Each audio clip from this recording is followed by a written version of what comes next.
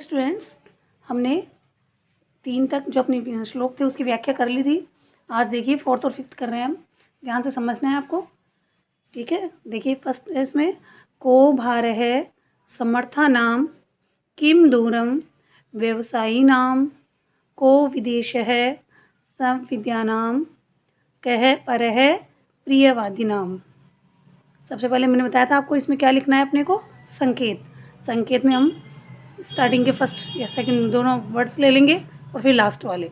जैसे इसमें आ गया को भारः, फिर डैश करके लास्ट आ गया अपना परः प्रियवादी नाम।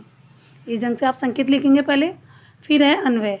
अन्वय में जैसे ऊपर था को भारः समर्था नाम, तो इसे क्रम से जमाते हुए लिखना है समर्था नाम भारः कह। यानी समर्थवान व्यक्ति के लिए भारी क्या है, भार क्या है, कुछ नहीं है। किम दूरम व्यवसायी नाम, तो इसका क्या बन जाएगा, व्यवसायी नाम दूरम किम, यानी व्यवसाय करने वालों के लिए दूर क्या है। जो व्यापारी हैं, जो व्यवसाय करने वाले हैं, वो कहीं भी व्यवसाय करने चले जाते हैं, उनके लिए कोई दूर नहीं है। फिर है स विद्या नाम विदेशः कह, और जो पढ़े लिखे हैं, जो विद्वान हैं, उनके लिए विदेश क्या चीज़ है, उन्हें विदेश जाने में कोई घबराहट नहीं होती क्योंकि वो शिक्षित हैं, वो ज्ञानी हैं, विद्वान हैं। और प्रियवादी नाम परः कह, और जो प्रिय बोलने वाले हैं, जो मीठा बोलते हैं, प्रिय बोलते हैं सबके साथ, उनके लिए पराया कौन है, परः यानी पराया, और कह मीन्स कौन, उनके लिए पराया कौन है, अर्थात कोई नहीं है। तो इस ढंग से आप अन्वय लिखेंगे। फिर है शब्दार्थ। शब्दार्थ में जो संस्कृत शब्द हैं, इनके हिंदी अर्थ लिखना है। जैसे आ गया भारः यानी भार, समर्थ है समर्थवान या बलवान, व्यवसायी व्यवसाय करने वाला, स विद्या नाम यानी विद्वानों का, प्रियवादी नाम यानी प्रिय बोलने वालों का, किम किम यानी क्या, और परः यानी पराया।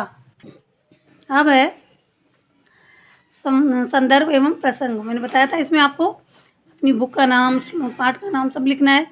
तो लिखेंगे प्रस्तुत श्लोक हमारी पाठ्य पुस्तक संकल्प भाग 3 के में संकलित 8वां अध्याय यानी 8वें पाठ नीति श्लोकः नामक पाठ से अवतरित है, लिया गया है इसमें से। इसमें बलवान, व्यापारी, विद्वान और प्रिय बोलने वाले लोगों के बारे में बताया गया है कि जो बलवान है उसके लिए कोई भारी नहीं है, चीज़ भार नहीं है। व्यापारी है, उसके लिए कोई चीज़ दूर नहीं है। विद्वान है तो उसके लिए विदेश कोई बड़ी चीज़ नहीं है। और प्रिय बोलने वाले लोगों के लिए कोई भी पराया नहीं है। फिर है व्याख्या। व्याख्या में श्लोक का अर्थ लिखना है समझाते हुए।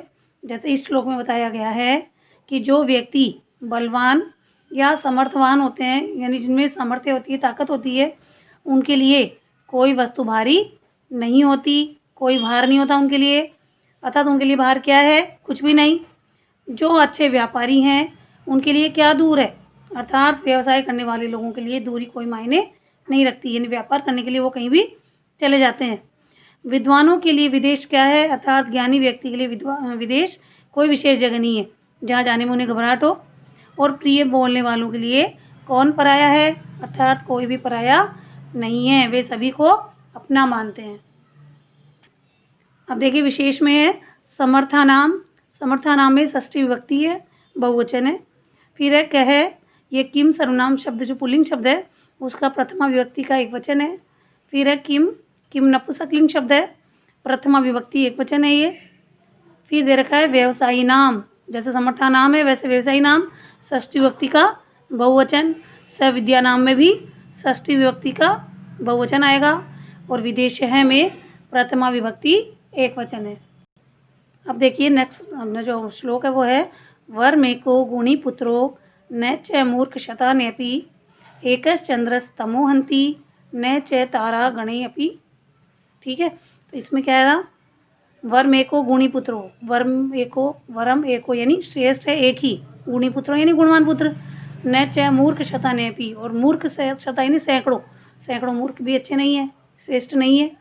जिस प्रकार एकस चंद्रस तमो हंति, जैसे एक चंद्र यानी चंद्रमा, तमो यानी अंधकार को, हंति यानी नष्ट कर देता है, दूर कर देता है।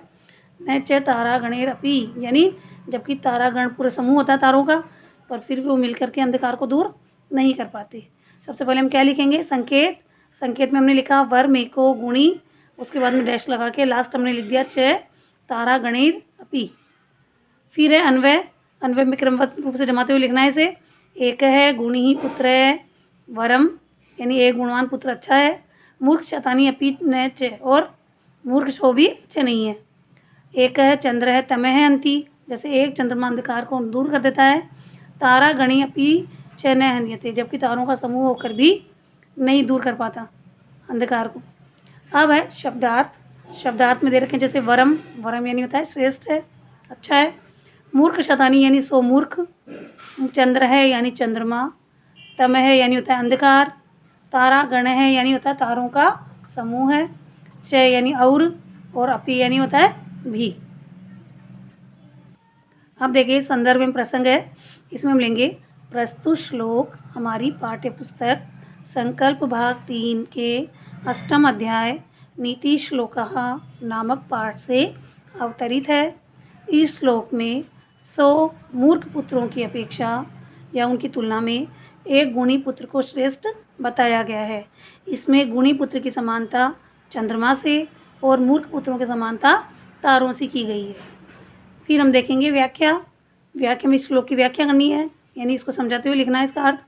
इस श्लोक में बताया गया है कि एक गुणवान पुत्र ही श्रेष्ठ होता है, जबकि 100 मूर्ख पुत्र भी अच्छे नहीं होते, श्रेष्ठ नहीं होते। जो काम एक गुणी पुत्र कर सकता है वह काम 100 मूर्ख पुत्र भी नहीं कर सकते। जिस प्रकार चंद्रमा अंधकार को नष्ट कर देता है, जबकि तारों का समूह मिलकर भी वह काम नहीं कर सकता, उसी प्रकार केवल एक गुणी पुत्र जो कार्य कर सकता है वह कार्य मूर्ख पुत्र 100 मिलकर भी नहीं कर सकते। इसीलिए गुणवान पुत्र श्रेष्ठ होता है। अब है विशेष में है तारा गणे अपि, इसका संधि विच्छेद होगा तारा गणेई प्लस अपि, विसर्ग संधि है इसमें। फिर है एकस चंद्रस तम है, इसमें एक है प्लस चंद्र है प्लस तम है, विसर्ग संधि है इसमें भी। मूर्ख शताने अपि, मूर्ख शतानी प्लस अपि, ई का ये बन जाएगा, इसमें यर्ण स्वर संधि है ये। और लास्ट है वर्म एको गुणी, यानी वरम प्लस एक है प्लस गुणी, विसर्ग संधि है ये। ठीक है, दोनों व्याख्या आपको करनी है।